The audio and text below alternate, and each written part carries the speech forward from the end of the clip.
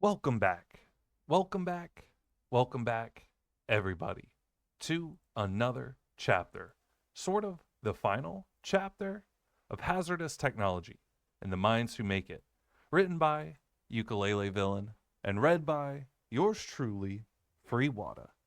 We are back here today after a nice, hefty powder chapter coming to save Victor, sort of, and they have this little I love the added word cajoling. I think that's at least that's how my southern booty pronounces it. Cause some get some cajoling over there, right then on there that cajoling. Uh, sorry, getting too distracted. Um, and we actually killed Sevica. Uh, Powder and well, they didn't kill her. They knocked her out. Maybe she could be dead for all I know. You get left behind a box of crates if you don't wake up. You never know what might happen. I don't know. I'm just gonna say she's probably Gonzo. And as Victor was noticing more and more has changed with Powder, I think that Powder also noticed that more and more changed with him. And while they are still back together, they had decided to split their own ways to hopefully rectify all of the culmination of this issue or these issues that have come from Piltover, from the Undercity, from Zon, um, and we're seeing all of this come together into this final, like I think before was a climax of some sorts or a building into the climax, and now we're hitting like the heavy climax and even almost probably its own epilogue, but we still do have the epilogue left, and that's all that the chapter end notes were. So it was, and out to the epilogue. So no worries on the chapter notes today. Let's get right on into it with part 4. It's all over, baby blue. Powder's perspective. Hey, Pow Pow, Vi said, and for a moment the world was still, empty, and made for just them. Just the two sisters with the wreckage of the past biding its time at the edge of their vision. Hey, Vi, Powder said, want to do me a favor? Anything, Vi sounded out of the breath. The shot Powder had taken to her arm had left scorch marks of gunpowder, but she was unhurt. They could have been kids again, after roughhousing and jumping over their bunk beds to make barricades and mischief in the world around them. Get off, Jace. Their whole world snapped back to the present. Their moments were the tragedy and the spectacle of the audience on the catwalk and the miles of city above them. Eyes above in the darkness judged with held breath, and the sisters were mass consumed in the same way they were loathed and loved by the world around them. You're starting to hurt him, Vi. If Talus understood what was happening, he didn't show it. His pupils were shot wide with fear, and the glamour he had worn as the man of tomorrow was a squashed firelight on a window. Powder hated him. He was arrogant, annoying, pompous, naive, and spoiled rotten by Victor and Councilor Medarda. But I don't want to see what happens next if he's not around. If Vi killed him, then the way home to Powder would be permanently closed. Echo would use this as proof that her sister was too far gone, and Victor, his anguish, would surely evolve into something terrible. Vi rose, but maintained a foot on Jace's rapidly rising and falling chest. The gaudy hammer was still a foot or so away from Jace, thrumming with unused power. Powder, I can't let him live. He's the one. The reason why I lost you, and why the Undercity is still lost in this darkness. She voiced it loud enough that it was echoing through the facility. I know, just get off of him for a second, Vi. Powder tasted shimmer at the back of her throat. I wonder if she could use her new power. No, Vi's been augmenting herself with shimmer for years. My bullet barely did anything to her. Vi, if you kill him, Piltover won't be merciful. They don't love very much, but they love him. Vi, they love him, and he's just not yours to take. Vi's eyes softened, but the next thing she said contradicted the gentleness. Like Victor? She whispered it, so that only Powder and Jace could hear. Vi was always so good at saying the right thing. It was the thing that could punch you right under the ribs and shock you with how clever it was and how uncomfortable it made you. Jace hadn't been Vi's sister, hadn't lived through fights, so he rose to the bait and lifted his head to curse at her. You took Victor? Vi rolled her eyes as Jace continued to raise his head off the ground and yell at her. You'll be in still water until the heat death of the universe for this. Vi began to press a foot down onto his throat, ignoring the noises of protest that came from Powder. Vi's actions were immensely popular with the audience surrounding them, and was met with an array of cheers that bounced off the walls of the facility. You can't talk your way out of this, golden boy. Topside's currency doesn't amount to much here, said Vi. You've killed us, and now we'll dole out our own justice. The crowd above them erupted with noise, and Powder hated their gazes, hated being looked at by so many people with their hungry emotions. Jace had always been a better speaker than Powder and Victor, but he had never realized Powder's worth in others' eyes. So Powder put Sevica's gun to her own temple and said, Vi, get off him. And the crowd went silent, not at Powder's actions, but the way Vi faltered. Her eyes went wide, and she started to stammer before controlling herself to a whisper. Her sister raised a gauntlet-adorned hand, like she was calling back to Powder from a great chasm between them.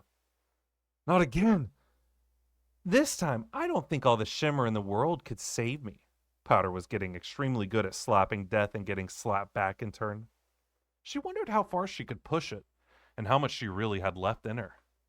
She had lost something the last time, but had also gained something. Something old and something new. Something borrowed and something blue. I'll say it one final time. Get off of him. It was reluctant, like when they had been kids and Vi would take one arm of a toy and Powder the other.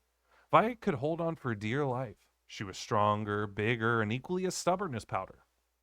Powder would wail as the toy's arm left her grasp, and then she'd suck in a bit of air and hold her breath, face turning red to blue until Vi would yell back at her and throw the toy at her chest. It was funny how nothing ever really changed. Jace was confused, not even trying to push himself upward this time. The audience had a similar reaction. They didn't go silent, but instead murmured.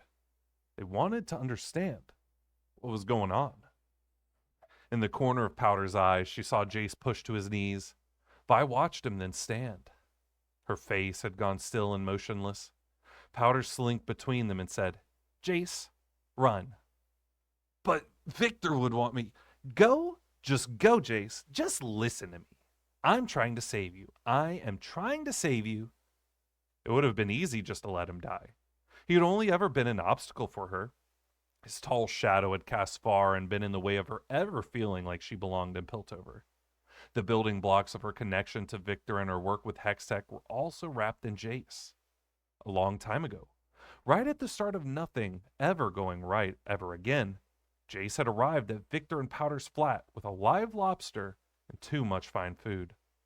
Powder had cried and thrown up later from parts of the meal she had been able to eat for the lobster. Maybe in another world where that hadn't happened, it would have been different between them. Or maybe not. Circumstances could not change that they both loved Victor and were ambitious scientists with Piltover breathing down their necks. They were similar in all ways that doomed them to clash with one another. But at least she could try and save him. She could pretend that if she ever saw him again that he'd owe her a debt. But what she could have ever wanted from Jace Tallis was unclear. He had always had everything and nothing at the same time. Vi caught Powder looking upwards to the audience, watching hungrily. All of those people were waiting for you, Powder. Powder pushed the gun closer to her head in response, and Vi's eyes went half-lidded and sad. He's killed a kid here, and inadvertently he's done more harm to ones like them. He'll keep doing it too if you let him go. Turn that gun away from yourself and think about what you could do for the Undercity. Jace was trying to back away.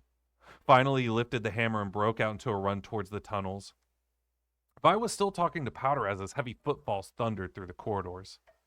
Vi looked nonplussed and called out, "Someone grab him. He won't get far anyway."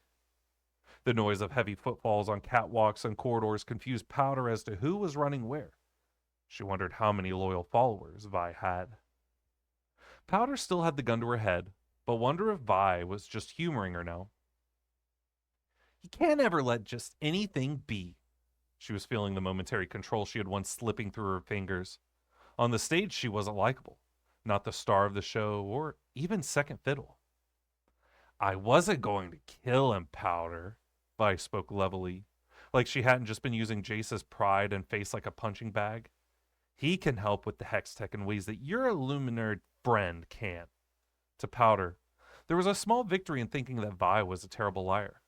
I'm sure you could outplay both of them if you wanted, and we wouldn't need them. Well, unless you wanted to keep them around. They'd be your assistants this time. Powder felt her anger flare again. Oh, like how you've leashed up Caitlin? Really, Vi? Caitlin? Vi winced, but none of her lackeys heard what Powder had said. Too busy now searching for the golden goose of Piltover that was Jace. Probably running crazily through the tunnels Ozon. And it doesn't matter anyway. I won, sister. The arcane core is in Silco's hands. The taunt had the opposite effect that Powder had aimed for. Instead of disorienting her sister, Vi's eyebrows raised and she was only momentarily shocked before her face steadied into something smug. Her sister then raised her chin up in challenge. How about we see who gets to the last drop first, then? It was barely a question and more of a demand. Powder saw all the colors of red on the spectrum of wrath. Another game? Grow up and talk to me. Powder, you're smart. You know this has always been a game. Everything in their lives was a numbers quest, a game of survival, a trial of chance. Life in Zon was a deadly push and pull. You traded and bartered and played by rules to obtain a modicum of life. Hadn't she come home that way? Fooling Jason that one moment felt like a lifetime ago. Vi saw her in her conflict and capitalized it too. It'll give Talis enough time, maybe. Just maybe. She leaned in conspiratorially. They're good people, but you know sometimes snakes still slip through the cracks. If I'm gone, he might escape. Powder ground into her molars and couldn't believe that Vi was forcing her back to the last drop. I'll give you a head start. Powder couldn't shoot her, couldn't talk to her with all of these onlookers, couldn't even really shoot herself either. Vi took a running leap down an elevator shaft, and as Powder raced after, she was still considering how to turn the fight. You're slow with the gauntlets on. Am I? Vi was having fun. Can you fix them for me later? She dashed at a speed that would have awed the kid versions of themselves. I need to a new scene. I need something new. The last drop was old, though. The last drop may as well have been ancient. And now we're to Victor. I was told in the last chapter notes that this will be mostly a Victor part. The Undercity was home. It was his jailer. It was his birthright. And for the first time in Victor's life, he was able to use a series of stairs leading up to the lab he had made in the once defunct water wheel. His new leg was heavier, but his spine still ached from the exertion. He was not miraculously cured and made into some mechanical superhero. Like most medicines, this would have come with a new set of issues that he would have to account for with the arcane core. He shut the idea off, tapered it at the wound of ambition, and put it to rest. The core would be destroyed. The core must be destroyed. The core must be... Powder's eyes had been a strange and altogether new tint. They had been changed, and what that meant for the future was still uncertain. He could still feel parts of his body rebelling and decaying, but when he looked down at his hands, he just saw color in his veins. Something was pumping through him. Maybe not life, just potential. Victor pushed open the doorway and was hit with a wave of nostalgia. It still smelled like the world of rust and abandonment from his childhood. Kim Barons, who had realized there was no profit to be made from free and clean water, saw no reason to touch it from a practical standpoint. And from a superstitious standpoint, many of them treated it like it was haunted by their indifference. The scraps of their consciousness mustered better ghost stories than plans to make the Undercity anything greater. He had chosen this place for his dominion for all of those reasons, and a few more tied to the proximity of Sky and children he had hoped to impress and befriend. And it had been where Heimerdinger had found him. Victor's parents had died in a mining collapse. He was allowed no mourning period, though. He had walked through the house with a small cane in manic confusion, and then picked up objects of worth, value, A book, a blanket, some clothes, his cane, a cup. They owned very little else, and soon the neighbors would realize that what was left could be pilfered. There was not much law nor order to the Undercity, but there was a man. He had kept mostly murders from happening, ran a bar where fights weren't allowed, and was making a name for himself as their king with no crown, their sovereign unnamed. But a man is only one man, and a man can't watch everyone all the time. Victor had hidden himself in the water wheel facility, buying time. Victor ran a hand over the dust-coated tables and benches that had been brought once he had funded his project in Piltover to begin water restoration and maintenance. Before Hextech, Victor had been obsessed with the maintenance and the revitalization of the waterways. The room was filled with the promise that with Hextech, he'd be able to return. He moved towards the water wheel's central power lever and suddenly felt uncharacteristically shy. He had forgotten so much of Zahn in his work towards Hextech. He had forgotten so much of the world in his quest to save himself. He had forgotten so much. Victor pulled the lever and the laboratory came to life with heavy breaths and clanks. Churning water dyed strange colors by chemicals and toxins. There was not much time left. He then went to the flares, pulling one at random from the box, and standing by the ledge of an outcrop built into the side of the facility. It had a waterfall, and in real time Victor watched the murky sludge running through the facility start to clear. It was a start. He leaned his cane against the wall beside him, unsure when he'd need it again, but feeling like it was still his choice and decision to keep by his side. It was not his cane or crutch, it was his staff of power. Victor lit the flare. It surprisingly had little heat to it. He felt foolish for an instant, but really most of Powder's ideas were a little foolish while being brilliant. He waited and waited, and when the flare went out, he felt the doubt creeping in.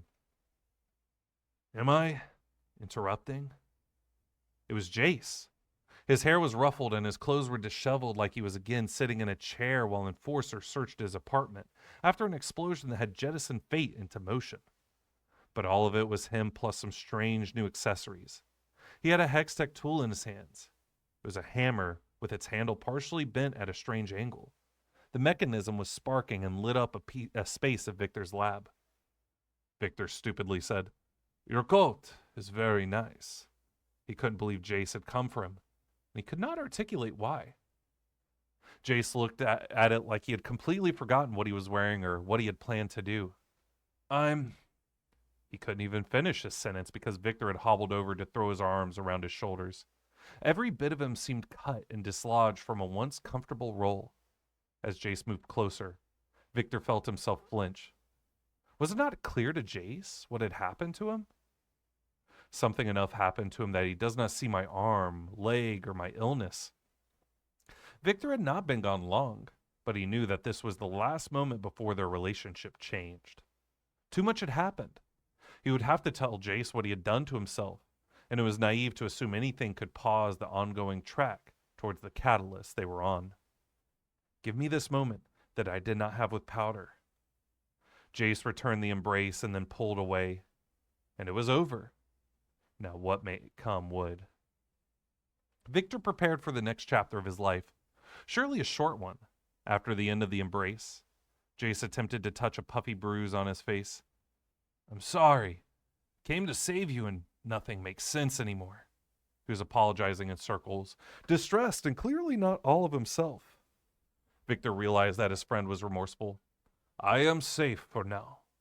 Jace, I am safe." He could not bring the infallible Jace back to the sphere that he occupied. "No, Victor. The council was useless." He was then at a loss for words, a rare and frightening thing to behold, and how uncharacteristic it was of him. "I saw Powder with this woman, and the woman knew her, and she had planned all of this. All of it, and the world in her hands of those gauntlets. These people down here are dangerous, and the tunnels... Gods, the tunnels. Victor, they go on and on forever. This whole time this world was brewing under us, and we lost our way." He doesn't realize it's her sister. "Where is she now? Where is Powder?" I'm one of these people in the Undercity, but he's amputated me from them in his mind. "Victor, I'm so sorry. began to repeat himself as Victor went to reach for him again. An explosion rocked the walls and sent the waters sprawling with waves. It was the start of his new life. We were back to Powder after a small water break. Vi crashed into streetlights, swung from power lines, and moved like she was punching holes into the world to use as shortcuts. With the strange gauntlets on her hands, she could have held the entire Undercity in her hands. Powder trailed behind, but for once in her life, she realized there were benefits and saw that the gauntlets were already faltering in some ways. For one, no human beings should be subjected to raw arcane energy at a constant rate. Victor had been intensely strict in how much time they spent near the raw substances. And while that had been initially frustrating, Powder now realized that he was taking notes from workers in Zon. If you spent too much time in the mines, you could develop diseases in the same way a human could freckle under the energy of the sun. Vi wasn't considering any of those hazards, pushing the gauntlets to pulsating edges and risks. Does she not care because Powder knew why she threw herself off of tall buildings, held guns to her head, worked without safety goggles? It felt good, honestly, to hang so close to the edge. She had grown obsessed with risk in the same way she had shedded her fear of childhood. She had been terrified of everything when small, pain and loss and loneliness. And when the walls had come tumbling down on her, she had just kept losing it. But I had been afraid of hurting my sister on the bridge. Powder jumped more nimbly, grateful than she had practiced before having to see her sister again. And despite Vi's bombastic righteousness, she still turned to make sure Powder was right behind her. It was clear that she was untrusting that her sister would follow the game set forth, or that she could lead her to Silco. But Powder wondered if she had ever trusted her to follow. It wasn't entirely fair to her sister. Powder had been young and had fallen behind. Now that was not the case, though. Powder wanted to catch up to her sister and stop her, shove Vi away from the last drop in the Arcane and towards the proof that she had grown. She had lived. Victor would want her to turn around and stop following. Powder's legs burned as she continued to chase after Vi. It was her sister. They had been sisters until Powder said they weren't. I get to say when this is done, you don't get to leave me. The last drop flickered an insidious green. And then the rain came. Heavy drops hit the streets. And if Powder was a dumb kid, she would have tilted her head up to drink the rain. But every adult in the Undercity knew the rain was poisonous after years of pollution in their valley. Vi failed to wait for her. Of course she had. Powder was now frozen before the establishment that had once been their home. Had Vander been a good father? Maybe. He had betrayed and wronged a man named Silco, and so Vi and Powder had inherited that debt. She wasn't sure. Nothing could be so simple. To Piltover's standards, the answer was no. Vander was a con man and a cheat and neglectful. Powder had never told anyone topside of him or her family because they wouldn't have understood. They'd have told her that she had been groomed for crime or brainwashed by criminals. But she had seen him, hallucinated him, really, in the space between life and death. And he would have wanted her to keep trying with Vi. He would have wanted her to reach his favorite daughter. With her unanswered questions lingering, Powder pushed open the door to the last drop. Immediately, she realized it was much smaller than she remembered, and that Vi had drawn the attention of the room. There were 12 muscled and tattooed men that could have been Vander's friends back in a past life. The way they were staring at Vi, and Powder, by extension, meant they were certainly not Silco's friends. Where's Silco? Vi waved her arms wide, and the blue light of arcane gems reflected onto faces that seemed to Powder older, less put together. Vander and these men had always been intimidating, but a decade hadn't changed them at all. Vander's children are home. We're here to take what's ours. What the fuck, Vi? Again, she was just another piece in her sister's story. I'm here to get the arcane core. None of this ever belonged to me. The technology was her creation. Hazardous, terrible, and from the minds of Victor and Jace and herself. The arcane was their terrible child that everyone demanded a piece of. That's why Silco had failed to understand about her. Powder Powder was never meant to be a piece of his grand ambitions of payback against Vander. That was always Vi, because Vi had always been his heir. The men fled up the stairs of the last drop as Powder grabbed her sister's elbow. Vi barely registered it. She was so painfully numb from shimmer that she didn't turn. Vi, I'm literally pulsating shimmer right now. You're exposing yourself to raw magic in some untested gloves. Please, we can leave. We can still run away together. Vi's gaze never left the top of the stairs. Where would we go? Powder had asked herself that same question many times. We'll figure it out. Get the Arcane thing and go. Victor could help us. Vi's eyes narrowed and the door of the upstairs office opened before Powder could argue with her further. I'm sorry this homecoming has been so difficult for you both. But really, that is what is expected when we return from the dead. Sulka was at the top of the stairs. 2 steps below him was a lanky man that looked like his face, was in perpetual sneer and mouth that was always forming the sounds. Oh, you don't realize what an ignorant hog you are. The newcomer was holding the arcane core suspended in a clear vat. He had to hold the device in metallic gauntlets that made the rest of his body look even thinner. Let's have a drink. Where's Sevica? Vi demanded in a way that clearly meant she wanted nothing more than a fight. Jace hadn't given her an epic hill to forge ahead on, and Powder ruined the slaying of the dragon that was supposed to happen. Your sister dealt with her, said Silco lazily. He seemed used to Vi's temper and spoke at her like he had this conversation in the same place. If you're looking for a fight, then she's right beside you. Your sister's here for the technology and scientists you've stolen. I talked with her already before coming here. Again, you've never known your limits, child. It's what got Vander killed, and now you're driving your sister away. Powder moved to speak, but was interrupted by Vi. She came here to help me deal with you. She did? How long before you realized she isn't the girl she once was? Powder, even after our deal, you've come to align with your sister. Deal? Vi flexed the gauntlets. Powder watched her sister grow more distant. Sevica attacked me and Victor in the elevator. Any deal we made is null and void by murdered claws or whatever.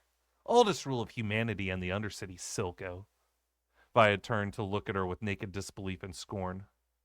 You released him? The synthetic around Vi's arms were struggling to meld with the hex tech.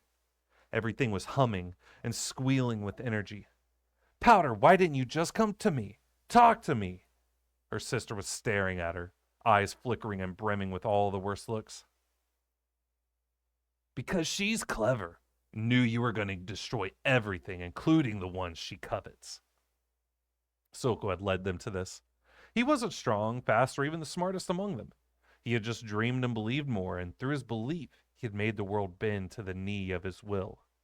Just like Victor. Sevica attacked you against my orders. For that, I'm sorry. This is further proof to me that you're worthy of taking your sister's place in control of Zahn. And a terrible part of Powder couldn't believe that someone actually wanted her over Vi, over Jace, over Caitlyn, and even Victor. Had Silco always wanted this grand scene? The 2 daughters of Vander vying for who would serve him? The timing of Vi's arrival? The ways he had known about this weird stickman scientist and then Victor? He couldn't know everything, but he had flawlessly read Powder's intentions, and the look of Powder arriving here, and now wasn't flattering to Vi. Your sister understands you've changed, Violet. You cannot let go of who she once was. That's why she tried to kill you on the bridge. Vi snarled. They fucked up her head. She doesn't know what she wants. Everything was wrong. Everything had fallen apart. And no one was truly to blame, so nothing could be done. There was no doling out of justice or retribution that she wanted. Powder looked to the stairs where Silco and his scientist stood. Silco cocked his head at Powder. You saved your scientist, but your sister is gone. What now? Will you take a world with me and your scientist, or no world at all with your sister? I can't win. I can never win. There's a circle going round and round. It was like music. It was like the music record in the last drop with the 2 illustrated girls. Circling, circling, circling. The anger gave her a flash of connection. She would break the cycle. It was always when she was breathing smoke out of her lungs and fire consumed every inch of her that she pulled her best stunts. I'm going to destroy the Arcane. Had that not been what brought them all together in this terrible and warped way? An explosion, and a group of scientists, and a pair of sisters. Victor was right. The core needed to go. Sorry, Vi. Powder couldn't shoot Vi or herself, so she was going to shoot the Arcane. Powder was already quick before the effects of Shimmer, too fast for her sister or Silco or the scientist lackey on the stairs. Sevica's gun had a recoil that blasted Powder back, and the last drop was filled with motes of blue light. The great energy of the world before man and much before that erupted into their family drama that felt so much bigger than Piltover and Zahn could ever be. The arcane core took the shot full on, and like a dying star, it folded in itself with great force. Powder's head had hit the bar floor, and a great weight rested on her chest. What did you do? Vi had tackled and grabbed onto Powder, shielding her from explosions going off in quick succession. Powder looked over her sister's shoulder and saw Silco holding onto the banister as gravity tried to pull him into the fray. In the glow of blue light, he looked furious, but also terrified.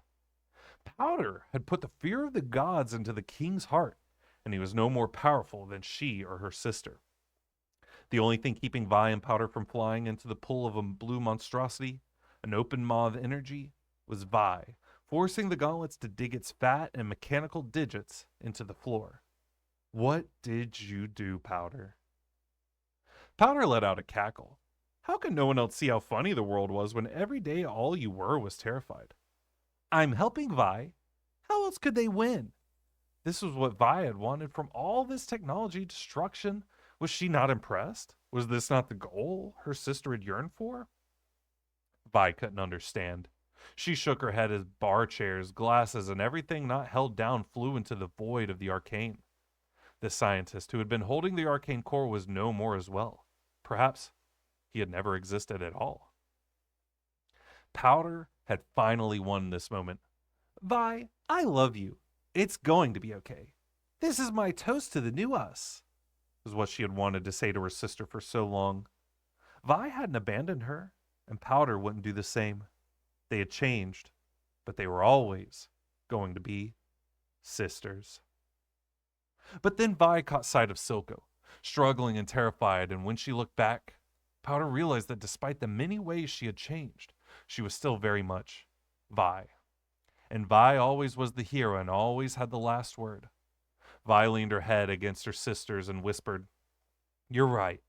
It's going to be okay. Vi crossed her elbows, latching the hex gauntlets over Powder. You did help me. And then she unlatched her hands from the gauntlets and spread her arms wide as she began to float towards the abyss. No! Powder screamed. It was a stupid thing to scream. Who had ever cared what she had wanted? What Vi wanted was to destroy Silco and save her sister. With this action, she got both. Vi always get what she wants. Powder thought as she watched her sister grab the King of Zahn who had taken Vander's place and flew into the blue light with a smile. Sky hadn't trusted Echo when he had said the strobing lights and the floating remnants of the last drop were a sign from Powder, but he had known. He pulled her from the wreckage. And that, my friends, was the end of part 4. All we have left ahead of us is just the epilogue. So just in case you wanted to end your story there and not continue on, which I highly recommend listening to epilogue, thank you so much for listening and just checking out the audiobook and everything. Make sure to give lots of love to Ukulele Villain over on her side and AO3 or even Tumblr or anything like that. I believe there's multiple ways that you can reach and contact them and let them know how awesome their work is and how much you appreciated it. You know, if you appreciate my reading, then you better appreciate their writing. And I do see later down here, I'm going to keep that for the epilogue, but there may be some more after all of this anyway. So y'all, I gotta we just had just a punch of an ending right there in my mind. And I gotta let it cook from that. My mind is jumping to about 3 different places at once, and all of it leading back to like Summoner's Rift, weirdly, of like maybe that's where everyone's gone is actually to Summoner's Rift because that's what I was used to. Y'all, make sure to stay beautiful, stay hydrated, and we'll see you in the epilogue. Bye.